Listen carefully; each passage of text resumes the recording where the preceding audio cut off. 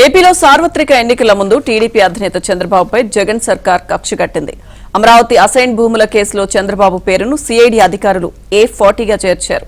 సరిగ్గా ఎన్నికల నోటిఫికేషన్ కు 3 రోజుల ముందు ఛార్జ్షీట్ వేశారు.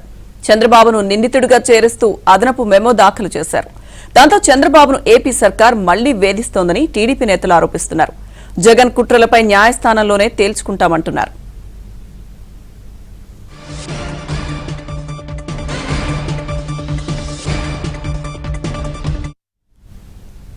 ఇదే అంశానికి సంబంధించిన పూర్తి సమాచారం మా ఏపీ బ్యూరో చీఫ్ రామారావు అందిస్తారు.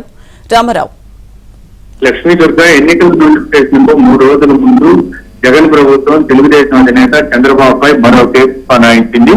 ఎప్పుడో 3.5 సంవత్సరాల క్రితం నమోదైన ఈ కేసుకు సంబంధించి ఎన్నికల నోటిఫికేషన్ ఈ నెల 15వ తేదీ వస్తుంది అని చెప్పి ప్రచారం జరుగుతున్న తరుణంలో ఈ రోజు 11వ తేదీ రాత్రి కొద్దిసేపటి క్రితం మరో ఆయన ఒక అమరావతి అసైన్ భూముల కేసులో ఏ పార్టీగా అంటే అక్యూజ్డ్ నెంబర్ పార్టీగా చేరుస్తూ అడిషనల్ మెమోని ఈ రోజు విజయవాడ సిఐడి కోర్టులో దాఖలు చేసింది.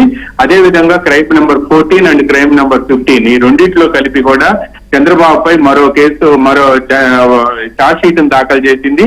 ఈ ఛార్జ్ షీట్ ని 2 కేసుల్లో ఒక ఛార్జ్ షీట్ ఎలా దాఖలు చేస్తారని న్యాయమూర్తి ప్రశ్నించగా ఈ 2 కూడా ఒకే రకమైన కేసులని చెప్పి ప్రభుత్వం ఎంత హడావుడిగా ఉందో చెప్పకనే చెప్పినట్టు అవుతుంది.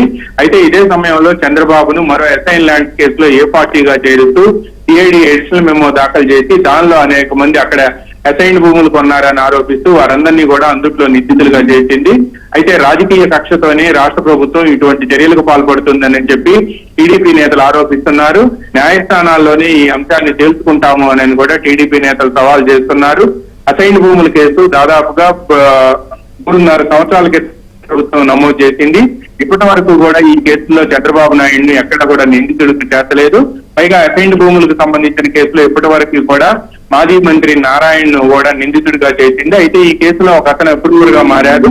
ఈ అప్రూవర్ గా మారారు అనే వ్యక్తి చెప్పిన స్టేట్మెంట్ ప్రకారం చంద్రబాబు నాయుడు చేశామని చెబుతున్నప్పటికీ కూడా 3.5 సంవత్సరాల క్రితం నమోదైన కేసులో ఇప్పుడు ఎన్నికల నోటిఫికేషన్ 3 రోజుల ముందు ఎలా జరుగుతారని చెప్పి న్యాయవాదులు ప్రశ్నిస్తున్నారు. కావాలని కక్ష పెట్టే రాష్ట్ర ప్రభుత్వం ఈ విధంగా కక్ష సాధింపు ధోరణులకు పాల్పడుతుందని, పైగా మళ్లీ తిరిగి అధికారంలోకి రాము అనే ఉద్దేశంతోనే ఈ లోపే కేసుల్లో ఇరికించాలనే ఉద్దేశంతోనే ఇటువంటి పనులు చేస్తుందని కూడా టీడీపీ నేతలు ఆరోపిస్తున్నారు.